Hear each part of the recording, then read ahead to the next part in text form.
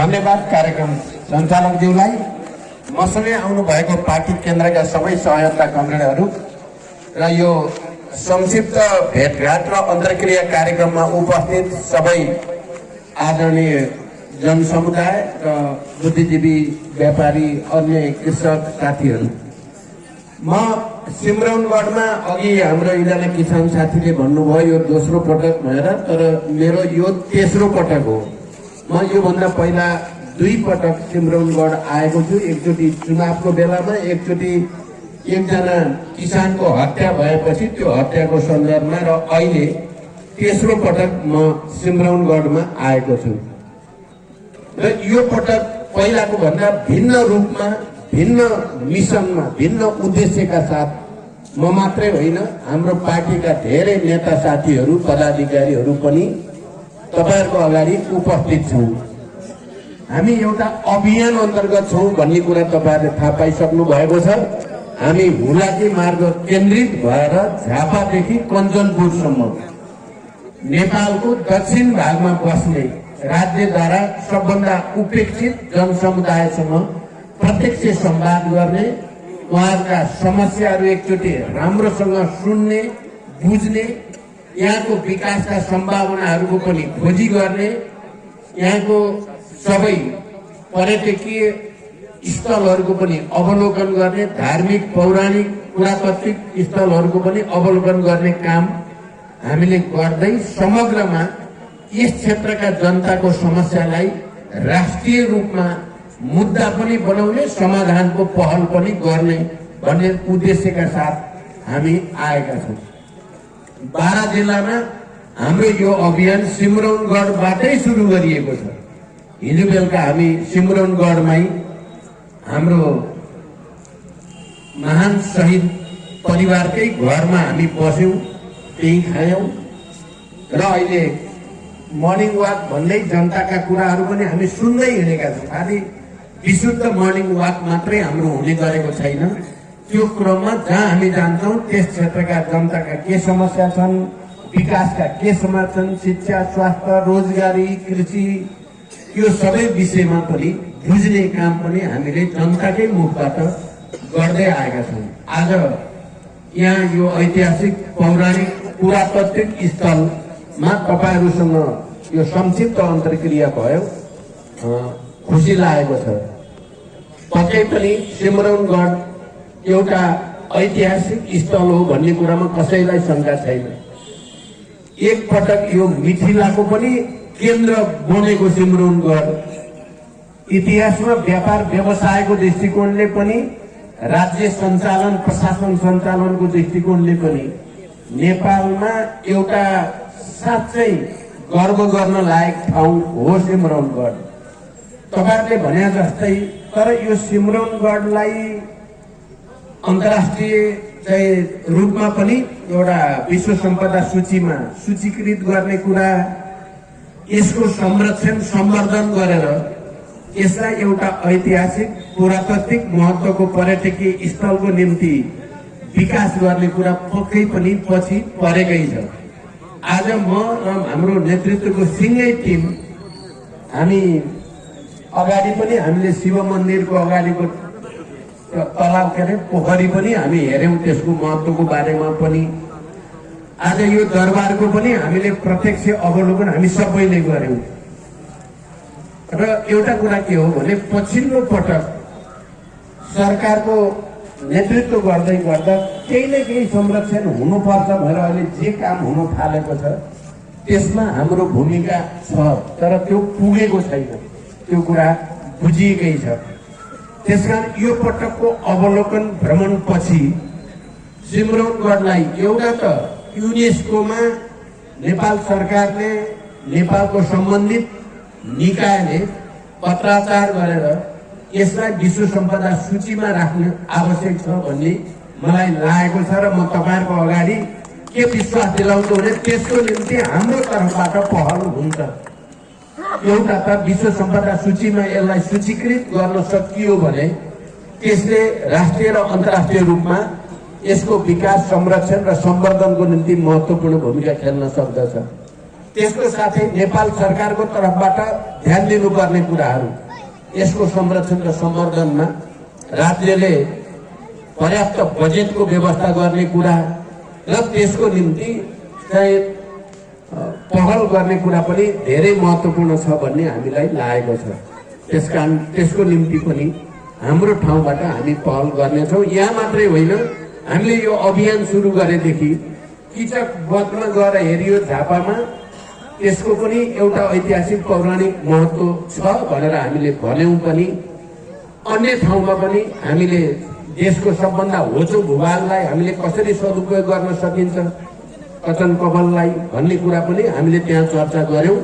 आज त झन् यो सिम्रौनगढ नेपालको ऐतिहासिक पुरातात्विक महत्त्वको यति ठुलो केन्द्रलाई राज्यले विकास गर्नमा जो ध्यान पुगेको छैन, यो गम्भीर विषय हो भन्ने हामीलाई महसुस भएको छ। अहिले मैले धेरै भन्ने भन्दा पनि यसको विकासको निम्ति हाम्रो ठाउँबाट हामीले यस क्षेत्रकै जनताका समस्या समाधानको निम्ति जे भनेका छौँ यो त्यो कार्यसूचीमा हामी राख्छौँ। दोस्रो कुरा, यो क्षेत्र कृषिको विकासको निम्ति पनि एउटा महत्त्वपूर्ण क्षेत्र हो। तरकारी बाली हामीले यहाँ बजार पनि अवलोकन गर्यौँ। तरकारी बजार यहाँबाट काठमाडौँसम्म जाने गरेको छ। मैले यहाँ गोलबेडाको मूल्य पनि सोधेँ यहाँ व्यापारीहरूसँग, कतिमा बेच्नुहुन्छ भनेर। 5 रुपियाँ किलो, काठमाडौँमा कति छ भन्दा 25, 30, 40 भनेपछि कति धेरै अन्तर छ भने किसानहरूलाई चाहिँ बजारीकरणको उचित व्यवस्था नहुँदा मारमा पर्ने किसान, सबभन्दा चाहिँ नाफा लिने बिचौलिया अनि उपभोक्ता पनि मारमा पर्ने जो सिस्टम छ, यसलाई बदल्न जरुरी छ भन्ने महसुस पनि हामीले गरेका छौँ। कृषि उपजको सही बजारीकरण अनि उपयुक्त मौसममा कम्तीमा पनि कोल्ड स्टोर भइदियो भने बजार घटेको बेलामा कोल्ड स्टोरमा राख्ने अनि बजारमा माग बढेपछि त्यसलाई बजारमा पुर्याउने तरिका अपनाउन जरुरी छ। यहाँ एउटा कोल्ड स्टोरको आवश्यकता छ भन्ने तपाईहरुको भनाइलाई पनि हामीले रियलाइज गर्छौं र त्यसको निम्ति के गर्न सकिन्छ हामी गर्छौं नै। हिजो हामी शहीद परिवारको घरमा बस्यौं, बेलुका माछाको बारेमा बढी चर्चा भयो। यद्यपि यसलाई माछाको सुपर जोन बनाउने निर्णय मैले नै गराएको थिएँ। बारा जिल्लाको समरनगढ एरिया यसलाई सुपर जोन माछाको लागि भन्ने निर्णय गराएको थिए र त्यसले के कति प्रगति भयो भनेर हाम्रो शहीद परिवार पनि माछा पालन व्यवसायमा लाग्नु भएको रहेछ र मैले विस्तारपूर्वक बुझ्ने मौका पाएँ। त्यसकारण र त्यसै गरी अन्य तरकारी बालीको सन्दर्भमा मैले भनिहालेँ र अब व्यवसायको हिसाबले जो उद्योग वाणिज्य संघको साथीले राख्नु भएको छ, व्यवसायको दृष्टिकोणले यहाँ सबभन्दा बढी आवश्यक भनेको भन्सार नै हो। यहाँ एउटा व्यवस्थित भन्सार र त्यहाँबाट चाहिँ आवत जावत हुने व्यापार व्यवसाय हुने परिस्थिति बन्यो भने सिमरौनगढको व्यवसायको विकासको निम्ति महत्त्वपूर्ण हुन्छ भन्ने हामीलाई विश्वास लागेको छ। जे भए पनि यो पटक हाम्रो नेपालको दक्षिण भागमा हुलाकी मार्ग वरिपरि बस्ने सबै जनताका समस्यालाई सही ढंगले बुझ्नु, समाधानको निम्ति राष्ट्रिय रूपमा पहल कदमी लिनु हाम्रो मुख्य उद्देश्य हो। आजको यो संक्षिप्त भेटघाट र अन्तर संवादले हामीलाई अझ बढी तपाईहरुको समस्या बुझ्न मद्दत गरेको छ। र थोरै कुरा केही साथीहरूले राष्ट्रिय राजनीतिको पनि राख्नुभयो। म अहिले राष्ट्रिय राजनीति बारे धेरै भन्न त चाहन्न, अरू पनि कार्यक्रमहरू छन्, त्यति बेला हाम्रा अरू नेता साथीहरू पनि हामी पनि त्यहाँ विस्तारपूर्वक राखौँला। तर अघि एक पूर्व गाविस अध्यक्षले मलाई लेखेर पनि दिनुभएको छ। उहाँले भनेको कुरामा मैले अरू धेरै केही भन्नु छैन, उहाँले आफूलाई लागेको कुरा राख्नुभयो। एउटा भाषा नेपालमा आज भोलि चलेको छ क्या, अब चलेको छ। त्यो कस्तो चलेको छ भने भएभरका नेताहरू सबै एकै नासे हुन्, कसैले राम्रो गरेका छैन भन्ने भाषा बनाउन खोजिएको छ। त्यो अलिकति सरकारले गरेका गलत काम कारबाहीका कारणले जनतामा निराशा पैदा भएर पनि त्यस्तो भाषा बनेको छ। अलिकति केही प्रतिक्रियावादी र प्रतिगामी शक्तिहरूले जानी बुझी सबै नेताहरू उस्तै हुन् भनेर नेताप्रति घृणा फैलाउने, पार्टीप्रति घृणा फैलाउने र सामन्ती निरङ्कुशतातिर फेरि देशलाई फर्काउने दुस्साहस पनि भएको छ। म तपाईँ सबै साथीहरूलाई यो कुरा गहिरो गरी विचार गर्न अनुरोध गर्न चाहन्छु। सबै त्यस्ता होइनन्। के तपाईँहरूले भन्न सक्नुहुन्छ? पछिल्लो पटक मैले 18 महिना नेपाल सरकारको नेतृत्व गर्दा भ्रष्टाचारका विरुद्ध जुन अभियान चलाएको थिएँ अरूले पनि चलाइरहेका छन्। अनि भ्रष्टाचार नियन्त्रण गरेर जनताको पक्षमा सुशासन दिन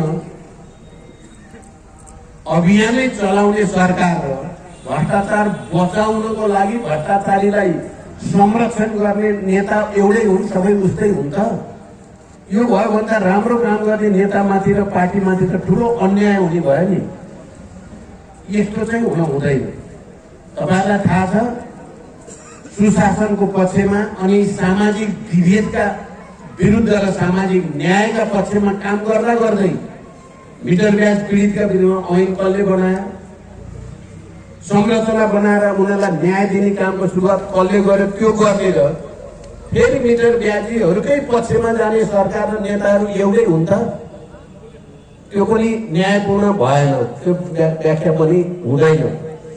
तपाईँको यही सिमरनगढकै कुरा गर्ने हो भने मैले फास्ट ट्र्याक छिटोभन्दा छिटो बनोस् र फास्ट ट्र्याक छिटो बन्यो भने यस क्षेत्रका जनताको आर्थिक जीवनमा एउटा क्रान्ति आउँछ भनेर मैले आफैले शिलान्यास गरेको पनि तपाईँहरूले देख्नु भएको छ निजगढमा, हैन? अहिले सिमरनगढकै लागि भनेर मालपोत कार्यालय, इलाका प्रशासन कार्यालय, नापी कार्यालय यो सबै माओवादी केन्द्रले ल्याएको भन्ने तपाईँहरूलाई थाहा छ कि छैन? हाम्रै पालामा सिमरनगढको जनताको हितको निम्ति आवश्यक छ भनेर पहल गरिएको र यो पहल गर्न नमान्ने उस्तै हुन्छ भन्दा त्यो पनि होइन। अहिले हाम्रो जोड के छ? तामागढी र सिमरनगढ जोड्ने बाटो छिटोभन्दा छिटो बनोस् भन्नेमा हाम्रो जोड बल छ र अनि निजगढ अन्तर्राष्ट्रिय चाहिँ हवाई अड्डा बनाउने बारेमा पटक पटक हामीले प्रत्यक्ष फिल्ड अवलोकन गर्नेदेखि त्यो प्रक्रिया अगाडि बढाउन बल गरिएको छ। अनि नागरिकता समस्या समाधान गर्न ऐन बनाएर समाधानको प्रक्रिया सुरु गर्ने पार्टी, नेता, सरकार र त्यसलाई रोक्न खोज्ने उस्तै हुन्छ भन्दा यो सबै उस्तै भन्ने भाष्य ठिक छैन भने मेरो तपाईँहरूसँग अनुरोध छ। अनि अहिले हामी फेरि सरकारमा हुँदा भ्रष्टाचारका विरुद्ध, सुशासनका पक्षमा, सामाजिक न्यायका पक्षमा, सामाजिक विभेदका विरुद्ध लडाईँ लड्दै अनि आर्थिक रूपले जनताका समस्या समाधान गर्न कदम कदम हामीले कदम चालेको।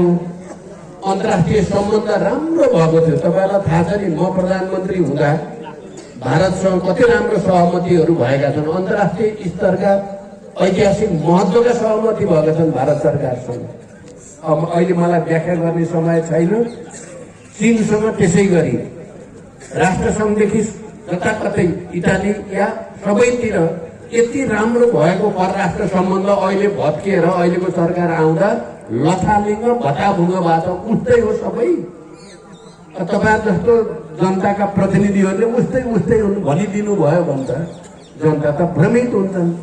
राम्रो गर्न खोज्नेलाई राम्रो गर्न खोजेको भन्न त पर्यो, भनिदिन पर्यो। तपाईँहरूप्रति गुनासो होइन, हामीले गर्न खोजेको कुरा। र अहिले यो अभियान जो पूर्वदेखि पश्चिमसम्म हामी चलाउँदैछौँ तपाईँहरूकै समस्या समाधान गर्नको निम्ति। मैले यो हुलाकी मार्गसँग पनि हाम्रो गहिरो सम्बन्ध छ। तपाईँहरूलाई थाहा छ कि छैन, रोकिएको थियो हुलाकी मार्ग निर्माणको सम्पूर्ण प्रक्रिया। मैले नै दोस्रो पटक प्रधानमन्त्री हुँदा भारत सरकारसँग, प्रधानमन्त्री नरेन्द्र मोदीसँग गम्भीर ढङ्गले छलफल गरेपछि निर्माण प्रक्रिया सुरु भएको हो, नत्र लथालिङ्ग थियो भन्ने कुरा पनि तपाईँहरूलाई थाहा होला।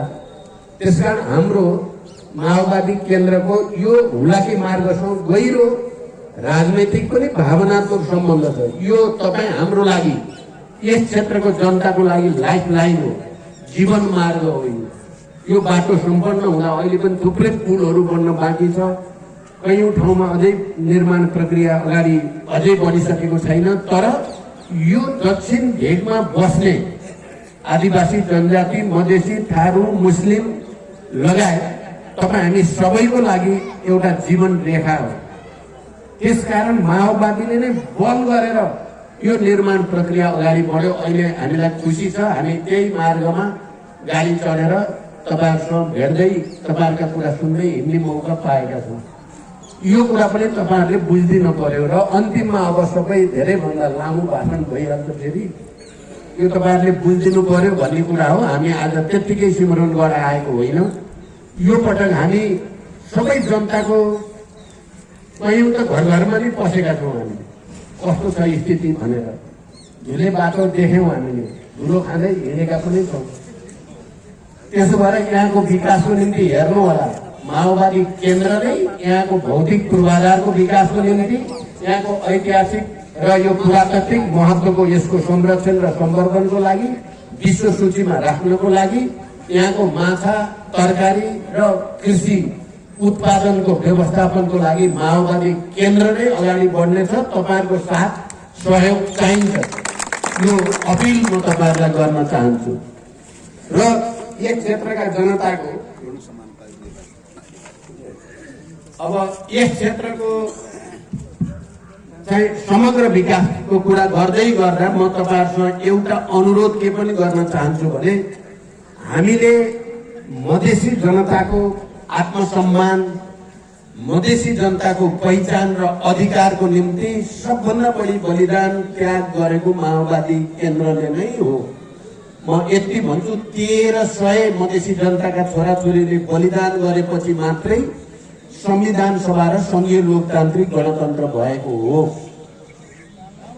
जनयुद्ध र शान्ति सम्झौता पछि जन्मेका केही पार्टीहरूसँग हाम्रो अहिले गुनासो त छैन, तर तपाईहरुलाई लाग्यो मधेसवादी भन्ने नै हाम्रो हित गर्ने पार्टी होला भन्ने ठान्नु भयो यो बीचमा।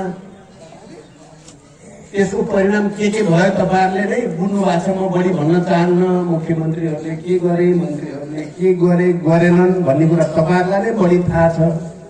तर म के चाहिँ भन्छु भने, अहिले मधेसी जनताले जे जति पहिचान अधिकार प्राप्त गरेको छ, त्यसको पछाडि हाम्रो दाबी के हो भने माओवादी जनयुद्ध र ती हजारौं शहीदहरूको रगत बगेपछि नै हो, शान्ति सम्झौता पछि जन्मेका पार्टीहरूले गरेको हो भन्ने भ्रमबाट हामी सबै मुक्त हुनुपर्छ भनेर म तपाईहरुलाई अपिल गर्न चाहन्छु।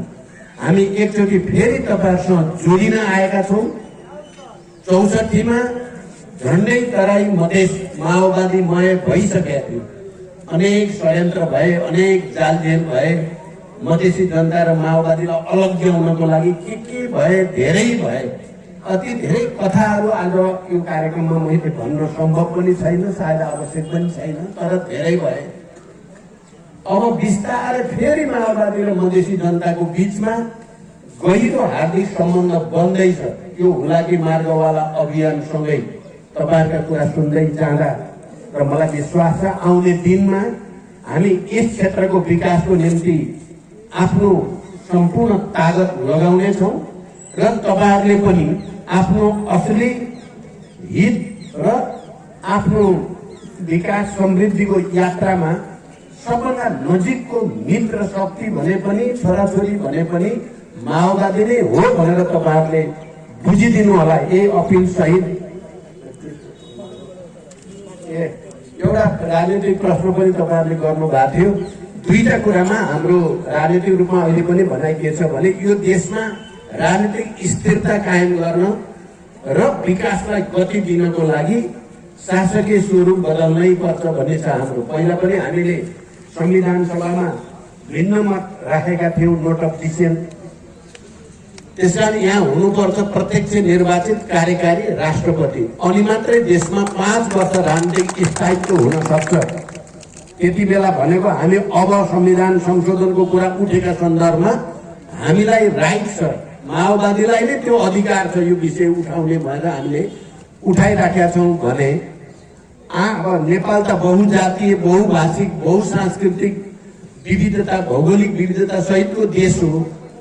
यहाँ सबैको सही समुचित प्रतिनिधित्व हुनको लागि पूर्ण समानुपातिक निर्वाचन प्रणाली हुनुपर्छ ताकि सबै जनताले आफूले सम्पूर्ण रूपले आफ्नो प्रतिनिधित्व भएको महसुस गरोस् भनेर पनि हामीले भनेका छौँ। र यो पटक मैले पार्लियामेन्टमा पनि र अन्य कार्यक्रममा पनि भनेको छु, तपाईँहरूको अगाडि भन्छु। के कुरा भने जनसङ्ख्याको दृष्टिकोणले सबभन्दा बढी तराई मधेसमा छन्, तर बजेट विनियोजनको दृष्टिकोणले सबभन्दा कम तराई मधेसमा छ। यो अन्याय अब सहन हुँदैन। यसलाई हामीले समानतामा लानै पर्छ भन्नेतिर हाम्रो जोड छ। आदरणीय जनसमुदाय, तपाईँहरूको साथ सहयोग भयो भने यो लडाईँ हामी जित्छौँ। यो लडाईँ हामी जित्छौँ। हामीले यो लडाईँ जित्नै पर्छ भन्ने हामीलाई लागेको छ। मैले पछिल्लो पटक चाहिँ बजेट बनाउँदा नीति कार्यक्रम बनाउँदा कृषिलाई आधार बनाउनु पर्यो, मुख्य बेस बनाउनु पर्यो र विज्ञान प्रविधिलाई नेतृत्व गर्ने बनाउनु पर्यो र मात्रै यो देशमा छिटो विकास हुन्छ भनेर भनेको पनि तपाईँहरूले सुन्नुभएकै होला। फेरि पनि तपाईँहरूले ध्यानपूर्वक सुन्नुभयो। तपाईँहरूले आफ्ना जिज्ञासा प्रश्न गुनासा टिप्पणी राख्नुभयो। तपाईँहरू सबैलाई धन्यवाद भन्दै म बिदा हुन्छु। धन्यवाद, अभिवादन। आज कार्यक्रम